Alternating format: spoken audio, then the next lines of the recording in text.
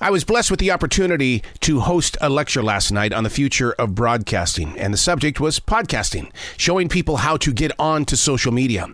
And to my shock, I was actually introduced to somebody who said, I don't do the internet.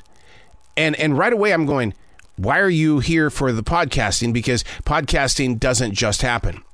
And she actually thought that, well, I thought you just put it in your computer and it would just go from there. And it's like, okay, where are we in this conversation? Because I need to reroute where I'm going so that you can have a better understanding of how we need to be going. And we're going to be speaking so far above your head that you're not going to understand, and you're going to feel like you've been ripped off because you had to pay money to be here. And it's like, how are we here in this moment where somebody isn't hooked up to the internet and doesn't use the internet as the tool that it is? Hey, it's Arrow. This is The Choice, and this is what I was writing while the sun was waking up on a brilliant new day. Today is May 16th, 2024. We live in this age where social media has been programmed to shape each and every one of us. No matter how far you push it away, it is shaping us. I do find it very difficult to believe when people tell me they don't go anywhere near the internet. Now, I'm not saying that it's wrong, and it's not a negative. I just don't understand how far they are behind the rest of those massively up to date with the present. It's not wrong to not be connected to the web, but I do wonder how they're getting their news, their content, their connection to the realms of reality. Not knowing the actions and reactions of the world has to fall under the category of denial. Out of sight, out of mind. If you aren't dealing with it, then it's not real. I get this. This is a moment of attempting to be in control of what could be infecting you. That's like saying AI will never have a part in your life. What we're learning from AI is how much of it is something that we need in our lives, and there's no way that its participation can be pushed away. But yes, we can say that the internet is programmed to program us. And I fully grip the idea as to why people don't want to be anywhere near it. Because I would love to go back to those days, or would I?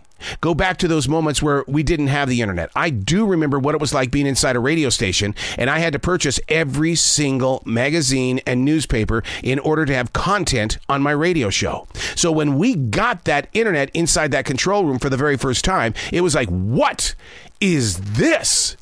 It was a Beatles moment. All I had to do was click a couple of things, and it was like, this is where the information is? You've got to be kidding me. Now, to create a podcast, that came to me in the early part of the 2000s when I was watching a television commercial. They said Wi-Fi is going to be in this brand new car. I sat up so quickly and I looked at my wife and said, whoa. Did they say Wi-Fi can be picked up in a car? Yes, they did.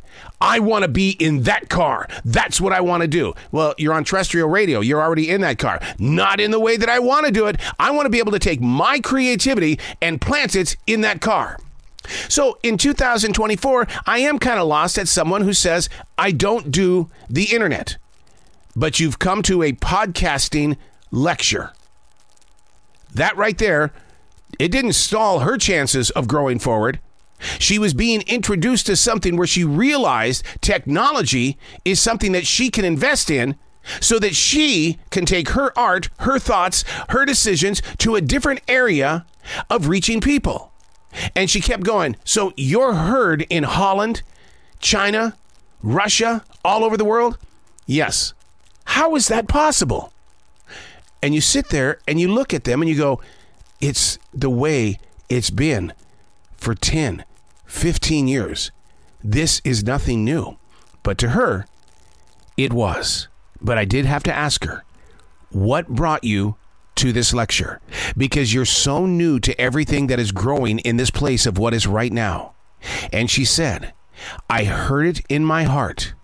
God wants me to create this thing called a podcast because 6 billion people are listening to podcasts. And God said I needed to do a podcast that would put the real word out there for people. I looked at her and I said, I'm very proud of you for being such an incredible listener and activating what you heard in your heart.